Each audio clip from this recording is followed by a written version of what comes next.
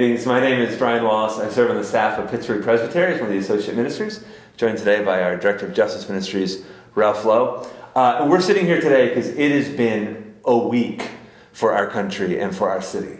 In the midst of a global pandemic, we have had social unrest. We had the murder of a black man caught live and broadcast around the world.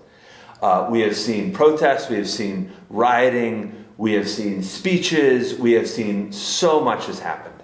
And I know for me, I am tired, I am stressed, and I don't even know what to do. And I am a white man who lives in the suburbs in a very comfortable space. And part of what I think is important is, even before we go on, what has this week been like for you as an African-American man, a father, a son? Go. Thank you. It's been tough. It's been very hard as a father, black father, a husband. It's been so hard. I can't even find the words sometimes to really articulate how difficult it's been. I run the gamut of emotions daily, sometimes hourly or by minute. But it's been truly hard, Brian. It's been truly hard.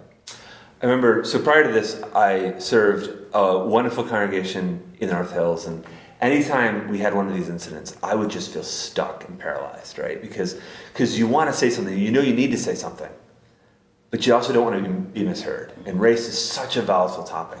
And you see that volatility, right? I mean, this happened last week, and already we're seeing traditional political divisions emerging about rioting and race and the whole thing.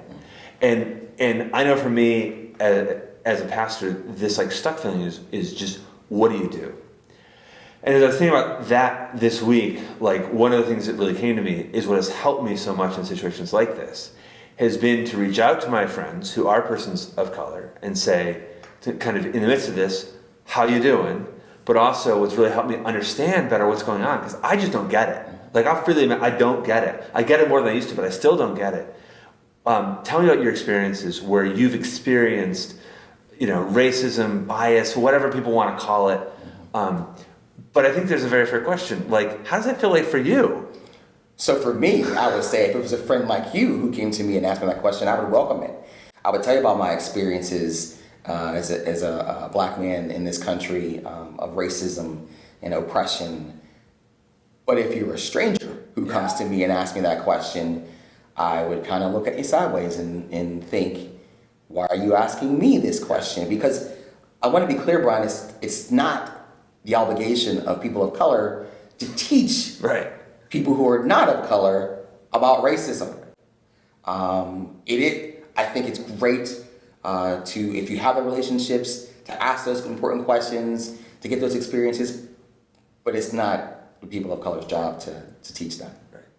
So when we were talking about this and brainstorming, our first action point was, hey, if whoever you are, actually no matter what color you are at this point, call a person of color and say, hey, how you doing? And then we realized, for a lot of the people listening, they may not have someone to call. That's right, very true. And it may be because of where they live and where they've worked, right, for a number of things. But I think if we have one message for people, like part of what we've been entrusted with is a ministry of reconciliation.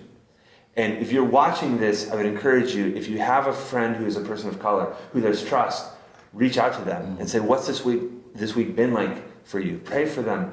I mean, yes, pray for all of us, but especially for our friends who are persons of color. Knowing that some people watching don't have somebody who they have that trust with. That's right. We've decided that in an accompanying piece that we're going to post, you and I are going to have one of those conversations. Yeah. Which are not always easy. They are not. Even when there is a lot of trust. Yes. It's not always easy. So, because people need, like, this is an understanding problem, and the only way that we move beyond the division is when we better understand. That's right.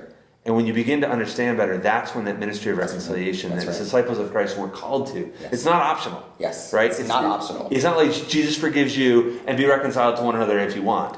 It's like we've been given the ministry of reconciliation. Yeah. So that's our hope. That is our hope. That just in a little way, by kind of modeling that and having one of those conversations and letting you all listen in, you can get a better sense of kind of how we can approach these things so that this constant division we're seeing can be lessened, at least in one little way here in our city. Yes, and I just want to reiterate that I get it. I get you feel stuck as people who want to help, but just don't know how. So I hope in our dialogue and our conversation, this will help you to become unstuck and to move to act in this world that we have, this beautiful creation that we have from God, so we can make it a better place. So thanks.